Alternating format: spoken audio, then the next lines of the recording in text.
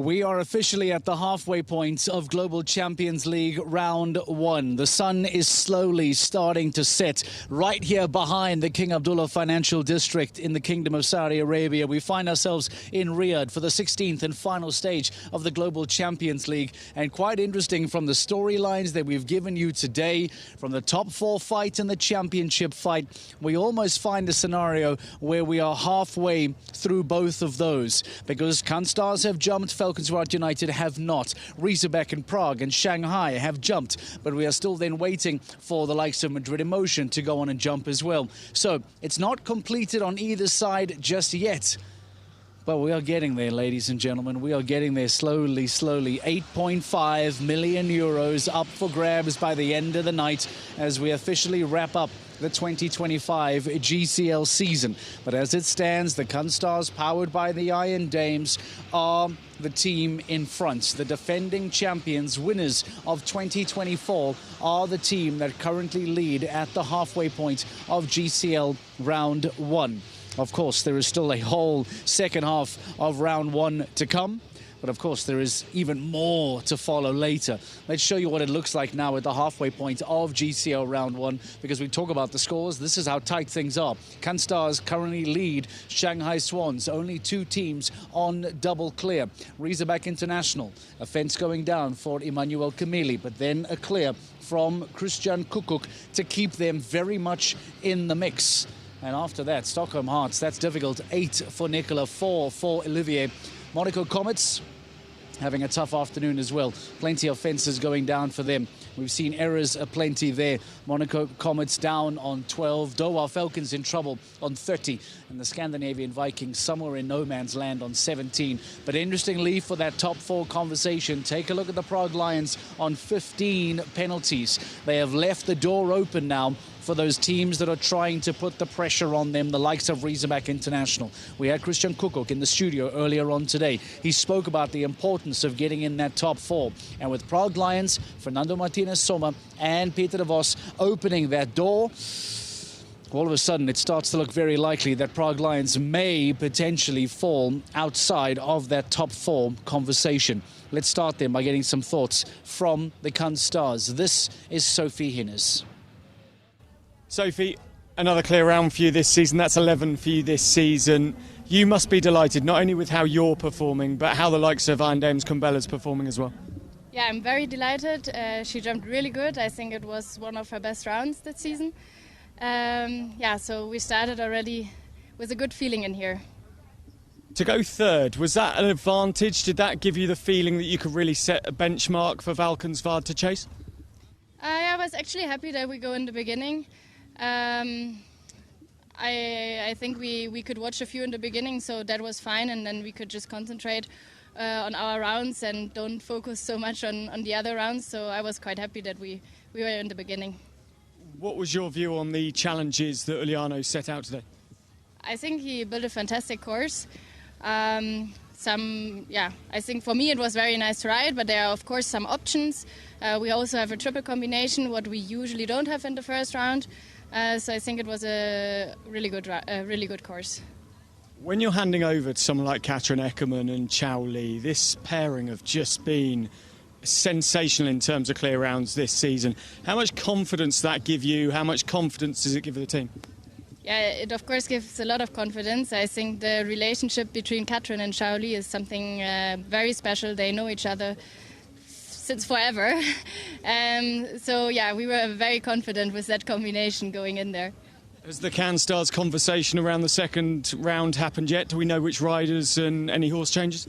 Yes, actually we only had one plan and we stick to that plan. So in the second round it will be Iron Dames Diallo Blue with Katrin, and I will ride Iron Dames Sinclair. Good luck for a massive second round. Thank you so much. There are a lot of different situations that need to play out for the Canstars to be crowned champions here tonight, for them to retain their Global Champions League title.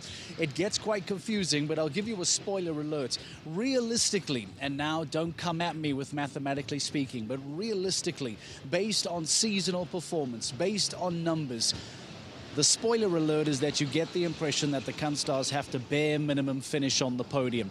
That is regardless before we even talk about Valkenswaard United. Because let's say that Valkenswaard United go on to win today or finish in second or in third. It starts to then come out of their control. But as it stands, Kunstars in general need a podium at least, to keep the pressure on Valkenswaard United, who are still to jump later on in the second half. After the break, the Tropez Pirates will jump, and then Valkenswaard United will jump. Then we'll have a slightly better idea as to how things look. But as it stands now, we get ready for the second half of Global Champions League Round 1. Tropez Pirates, as you can see, in the ring and ready to go. This is the second half of GCL Round 1, live from Riyadh. Gregory Cotta and Thibaut Philippot up next for the Tropez Pirates.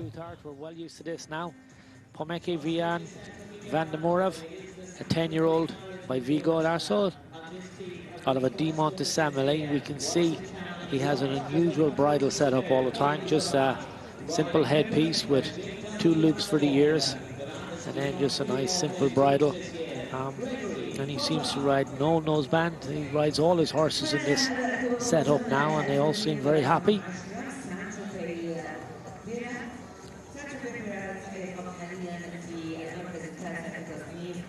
Yeah, he jumped clear in the corresponding class for his team back in Rome, GCL 1. He was also clear in GCL 1 in London.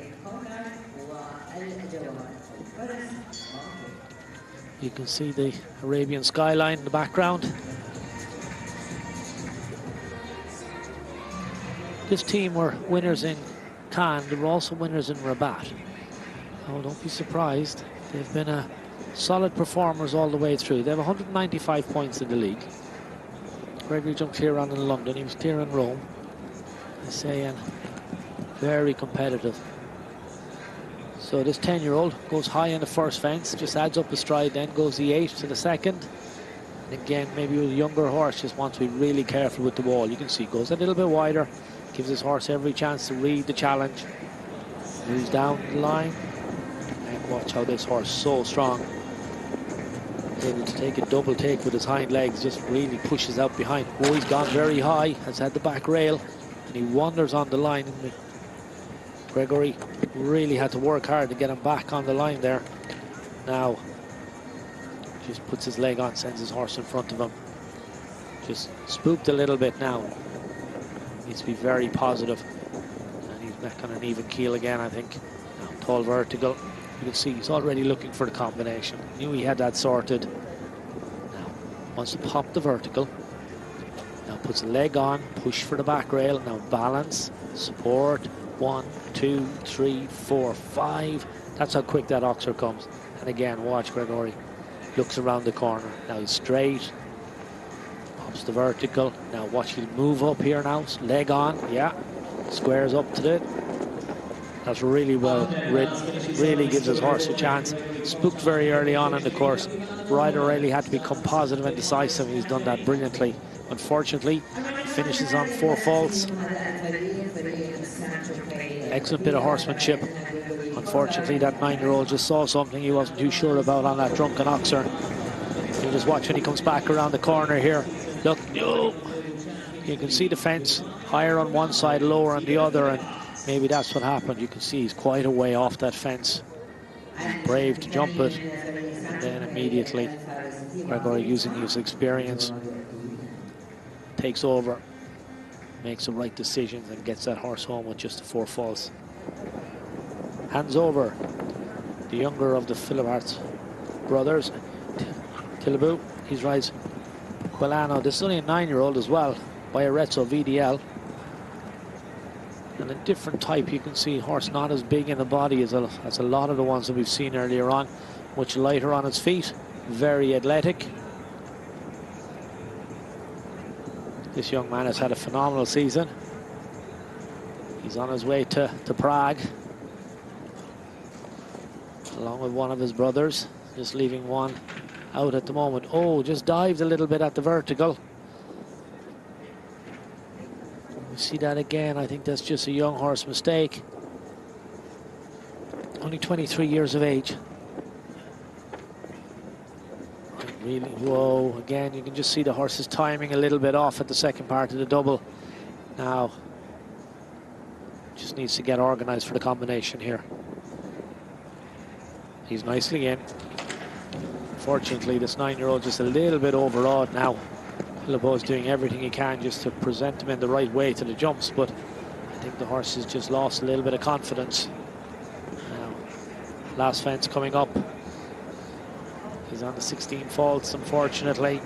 Leaves the team on a score of 20 with a time of 1:51. He'd be disappointed. He's had a very, very good season. They came into this in 9th place, with 195 points. Not the best performance for the Tropez Pirates in GCL round 1, but now all of the attention, all of the focus once again goes to the top of the championship as the championship leaders, Falcons Riyadh United, in pursuit of a 3rd GCL title, responding to the double clear of the Cannes Stars powered by the Iron Dames, are next to go. Hans-Dieter Dreyer and the red-hot Gilles Thomas are here to try and wrap up this title. If you want to see what happens with Falcons Riyadh United and the rest of the Global Champions League live from Riyadh, sign up for that GCTV Live Pass, because the championship twist, the championship story, has the next chapter right now.